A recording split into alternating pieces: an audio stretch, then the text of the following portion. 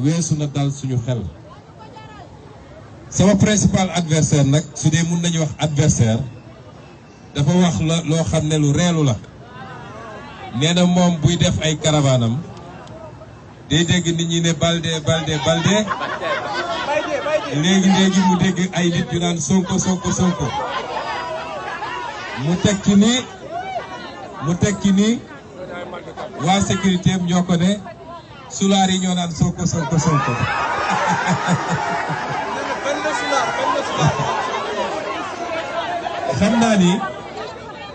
xam naa ni xam ngeen Ablaye Baldé sama mag la je l'aime très bien xam naa ni wax ji xam nga campagne dafa xaw métti surtout nag campagne boo xam ne foo tourné xam ne affaire bi dëgër na da ngay xaw a gëlëm ba léeg-léeg ngay wax di wax mu rëcc rek mais bu leen ko ci jàppee dara ndax mu wax dama ci jàngat ñaari jàngat bu njëkk bi mooy man dinaa xëy doxantu Ziguinchor ba mu neex ma du ma dégg fenn Baldé kon moom suy dox di dégg Sonko war naa tiit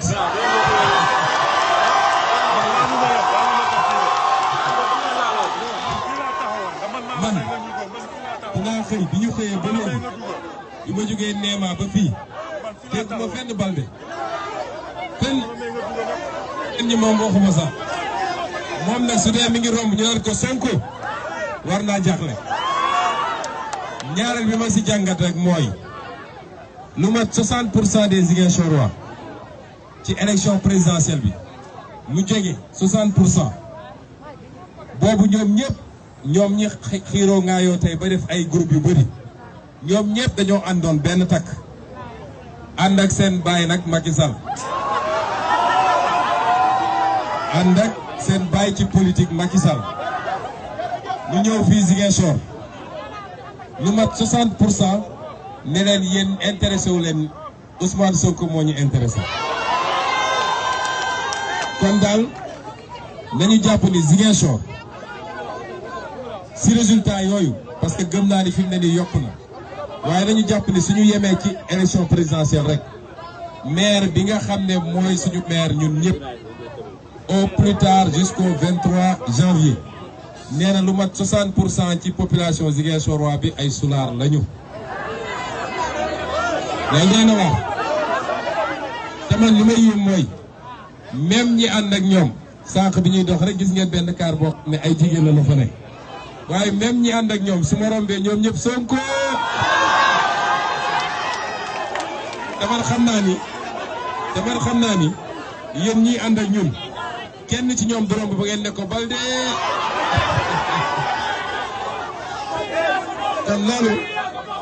kon loolu jeexal na wax ji wante li ma bëgg a wax man waa population Ziguinchor mooy bu ñu bàyyi occasion bi romb am nañu occasion boo xam ne mësuñu koo am pour jël suñu bopp defar suñu dëkk defar suñu région defar suñu territoire parce que foofu la suñu pouvoir di yem en tant que maire bu ànd ak yeneen maire yi ñuy gagné ci cadre intercommunalité bu 2024 jotee nag ba ñu dénk ñu réew mi ñu am beneen occasion incha allah mooy jël suñu réew moomaat suñu bopp defar réew mi occasion boobu buñ ko yàq parce que wax ji bëri na trop mais waxuma la Ziguinchor moo tax moom Ablaye Baldé xam naa bi mu ma gisee démb diggante Thiès Ngaparou Ngexoox Saly Fatick ba Mbour te noonu la amee fi ñu jaar yëpp ci Sénégal barki démb gis ngeen Mbàkke xam naa dinaan ñooñu ñëpp ay sulaar lañu te yàlla xam na ni ñoom ñii nekk fii yëpp ne candidat lañu Ziguinchor gi sax suñu rombee seen caravane yi oto yi ñoo ëpp nit ñi sécurité bi moo ëpp nit ñi wante ku ci génnoon Ziguinchor gi foo dem ci Sénégal mun nga dox des kilomètres ñetti ni duñ la topp ne la sëñ bi noo def kon on boxe pas dans la même catégorie loolu nag mayu yàlla la du sama mérite de defuma ci politique lu ñeneen deful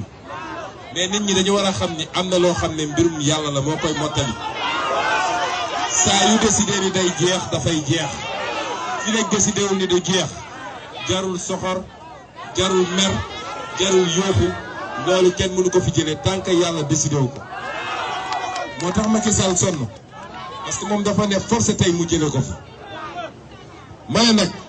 loolu yàlla may ñu muy ñu Sénégal yëpp waaye tey ñu am occasion fii Casamance particulièrement Ziguinchor parce que bëri na ñoo xam ne bëggoon nañu wala suñu amoon Ousmane Sonko nekk candidat seen dëkk tey dootuñu wax kon ñun suñ ko amee occasion la man nag duma ab prophète duma ab messi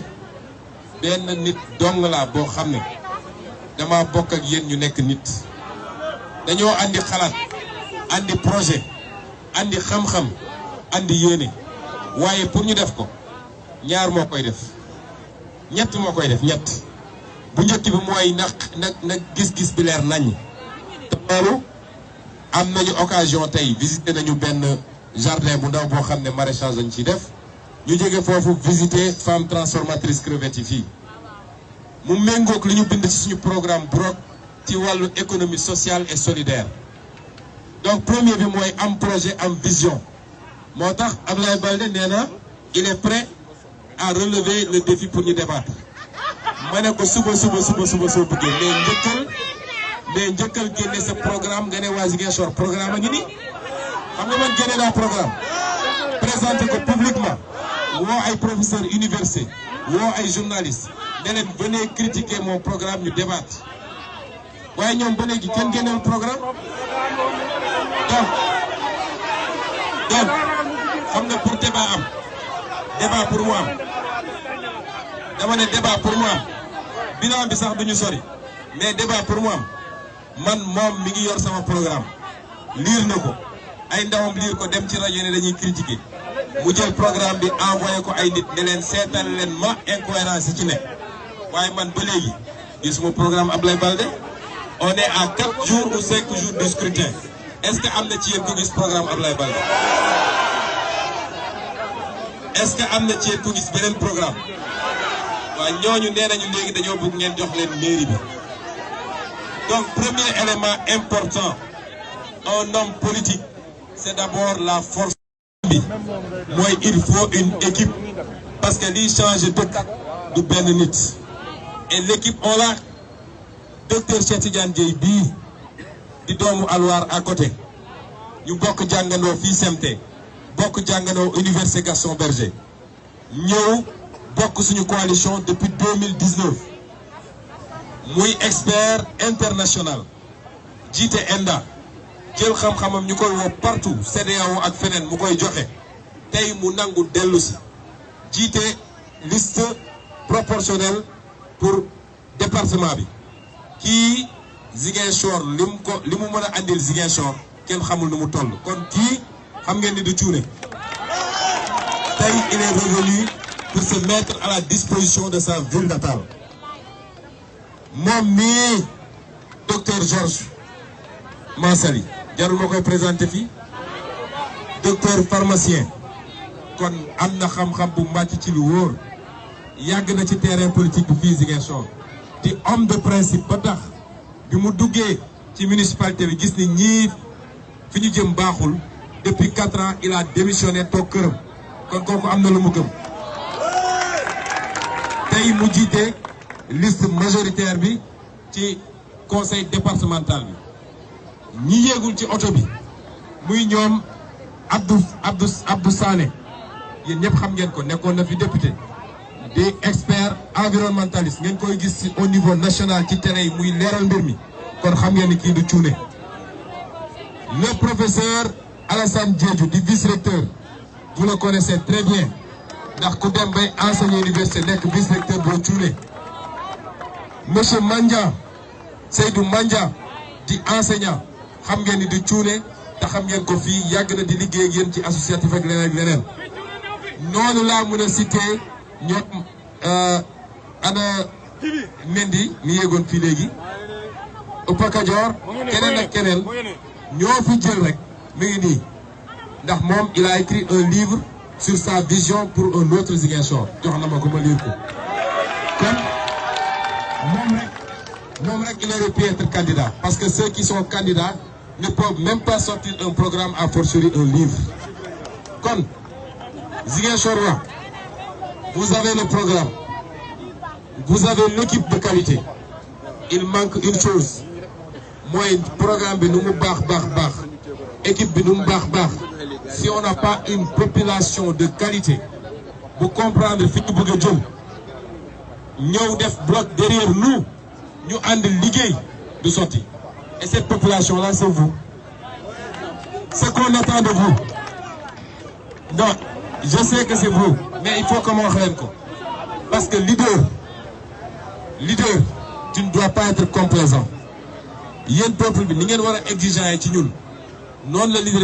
est exigeant sur son peuple. Or, fille, nous avons une politique. Homme politique, moi, sort le nini, qu'on doit faire rail nini. Maintenant, je ne suis pas ce genre d'homme politique. Dañuy waxante dëgg suñu bëggee avancer.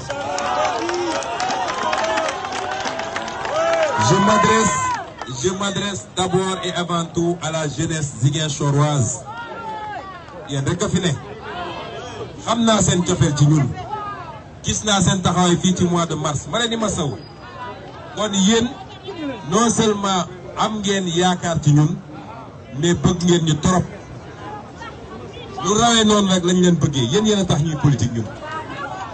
Nous sommes prêts à tout donner pour vous. Parce qu'on veut que vous ayez un meilleur avenir que nous, ce qu'on a vécu. Le fille potentiel bénéfice. Ça, quand on commence à caravane, je suis entre Belfort. Je fais des jeunes qui jouent baby foot. Je joue avec baby foot tout. Manelen, l'angénie ligue. Il n'est pas dara. Pourquoi ñu ne fii amul liggéey à part Jakarta ma posé une question bu ndaw pourquoi du ngeen bay benn boy bi ne ma ñun mënuñu bay may leen ku juddoo Ziguinchor yaroo fii nga ne ma mënoo bay y a un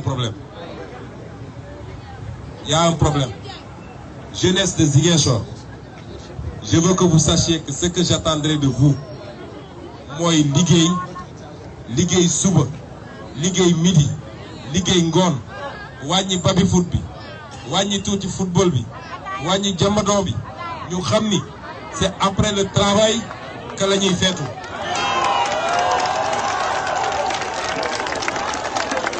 xam ngeen lan mooy doon suñu responsabilité ñun en tant qu'autorité municipale en tant qu'autorité départementale notre responsabilité mooy ñu góorgóorlu ba fexe ba dajale le minimum de moyens jàppale leen ci ay financement mais sànq fi ñu romb Belfort benn jeune bu ñu représenté foofu moo ñu ne nañu dugg moo leen am naa fii benn jardin bu ndaw maraîchage ay def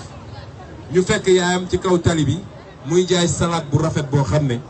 salade bi mën nga ko jël noonu rek lekk sans def ci dara. ñu dugg ci biir visiter jardin bi mu fay def naana mu fay def salade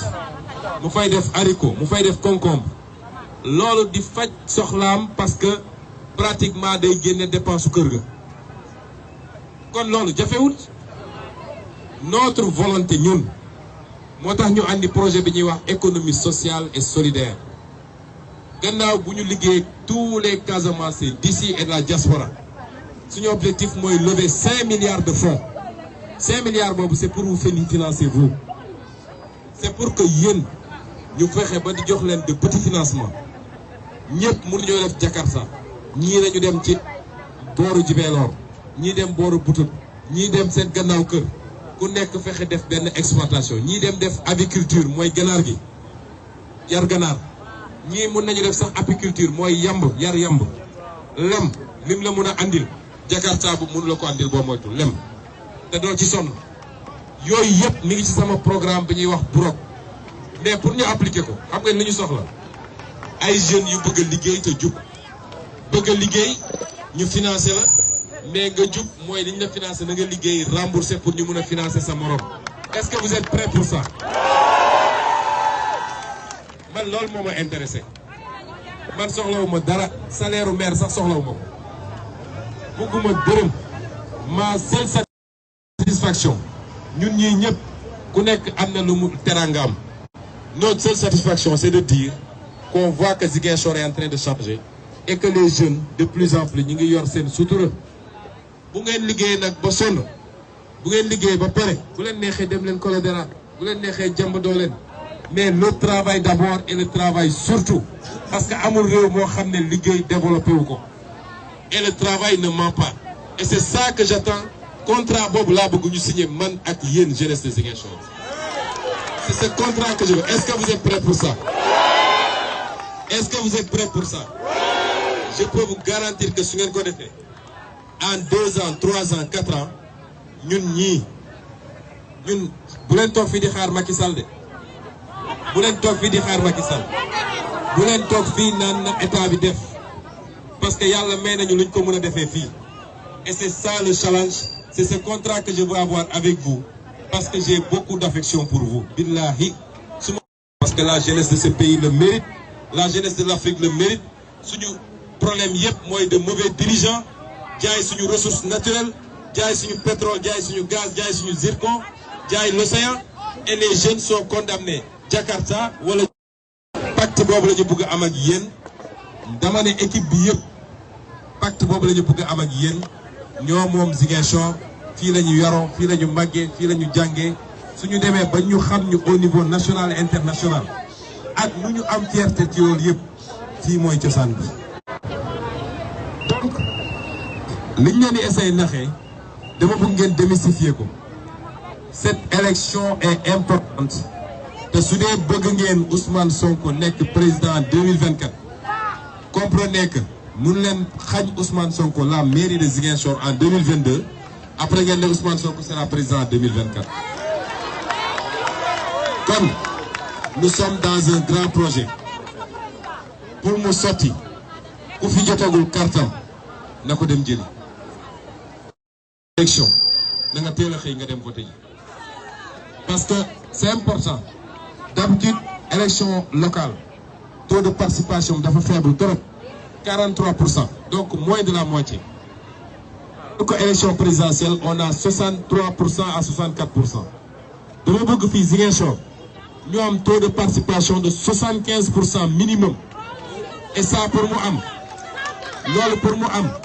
il faut que les jeunes sortent massivement voter parce que ñoom ñi ñuy nax di leen jox xaalis pour ñu voter leen ñooñu dinañ génn vous si vous ne sortez pas ñoom lay arranger. Est-ce que vous êtes prêts pour sortir massivement voter? Mais si vous le faites pas pareil, vous l'avez ñibbi de il faut sécuriser le vote parce que ñoom yaakaar nañu su lu dul ay tappale ay njuuj njaaj pour ne dañuy gagner élection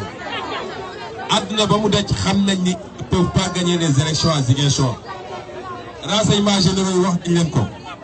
les sondages wax nañ leen ko seen stratégie actuellement mooy dañuy def ba réduire l'écart moo tax semaine passée ils ont voulu forcer le gouverneur pour introduire 1500 cartes frauduleusement 1500 cartes sur un fichier de 102 000 inscrits xam nga ni loolu changé wul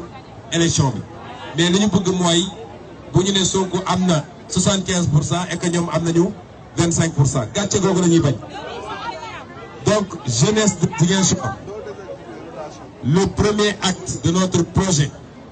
pour l'Afrique et pour le Sénégal va se jouer le 23 janvier ici à Ziguinchor. Faites-nous confiance et vous n'aurez pas à le regretter. Ñu bokk liggéey bi ñu ngi leen di